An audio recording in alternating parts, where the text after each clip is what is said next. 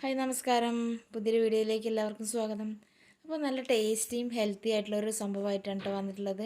നമ്മുടെ വാഴപ്പിണ്ടി കൊണ്ടുള്ള ഒരു അടിപൊളി ഐറ്റമാണ്.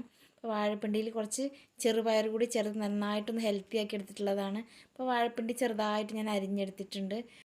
അപ്പോൾ ഇതിനെ നന്നായിട്ടൊന്ന് കഴുകിയെടുത്ത് ഒരു അരിപ്പയിലേക്ക് മാറ്റി വെച്ചിട്ടുണ്ട് കേട്ടോ. അപ്പോൾ വെള്ളമൊക്കെ വാർന്ന് പോയതിന് ശേഷം നമ്മളിതാ ഒരു പാത്രത്തിലിട്ട് നന്നായിട്ടൊന്ന് വേവിച്ചെടുക്കണം. അപ്പോൾ കുറച്ച് വെള്ളവും ഉപ്പും ചേർത്ത് നന്നായിട്ടൊന്ന് വേവിക്കാനായി വെച്ചിട്ടുണ്ട് കേട്ടോ.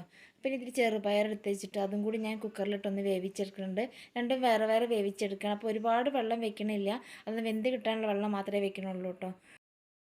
അപ്പോൾ നമ്മുടെ വാഴപ്പിണ്ടി പാകത്തിന് വെന്ത് വന്നിട്ടുണ്ട് കേട്ടോ. അപ്പോൾ ഈ ചെറുപയറും ഒരുപാട് വെന്ത് കുഴഞ്ഞ് പോകരുത്, അത്യാവശ്യം നല്ല വേവണ രീതിയിലാക്കിയിട്ടുണ്ട് കേട്ടോ.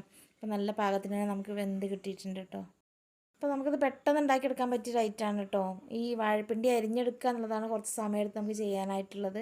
അപ്പോൾ അതിലേക്ക് ഇനി വേണ്ടത് എന്താ വെച്ചാൽ കുറച്ച് ചെറിയ ഉള്ളി, ഉണക്കമുളകും കറിവേപ്പില എടുത്ത് വെച്ചിട്ടുണ്ട്. അപ്പോൾ ഇതാ ചട്ടി വെച്ച് എണ്ണ ഒഴിച്ച് നന്നായിട്ട് ചൂടായപ്പോൾ ഇതാ ചെറിയ ഉള്ളി ചേർത്ത് കൊടുത്ത്, ചെറിയ ഉള്ളി ചെറുതായി മൂത്ത് വന്നപ്പോഴത്തേക്ക് കറിവേപ്പിലയും ഉണക്കമുളകും കൂടി ചേർത്ത് കൊടുത്തിട്ടും ഇതിന് നന്നായിട്ടൊന്ന് മൂത്ത് വന്നതിന് ശേഷം നമ്മൾ വേവിച്ച് വെച്ച വാഴപ്പിണ്ടി ചെറുപയറും കൂടി ചേർത്ത് കൊടുക്കുകയാണ്. അപ്പോൾ അത് ചെറിയ തീയിട്ടിട്ട് വേണം കേട്ടോ ചെയ്യാനായിട്ട്. രണ്ടും കൂടി ചേർത്തതിന് ശേഷം നന്നായിട്ടൊന്ന് ഇളക്കിയെടുക്കണം. ഇനി ഒരു 2-3 മിനിറ്റ് ചെറുതായിട്ടൊന്ന് അടച്ച് വെച്ചാൽ മതി.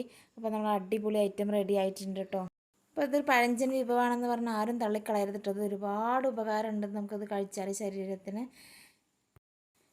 വാഴപ്പിണ്ടിയൊക്കെ സ്ഥിരമായിട്ട് കഴിച്ചു കഴിഞ്ഞാൽ നമ്മുടെ രക്തത്തിലെ പഞ്ചസാരയുടെ അളവ് കുറയ്ക്കാൻ പറ്റും.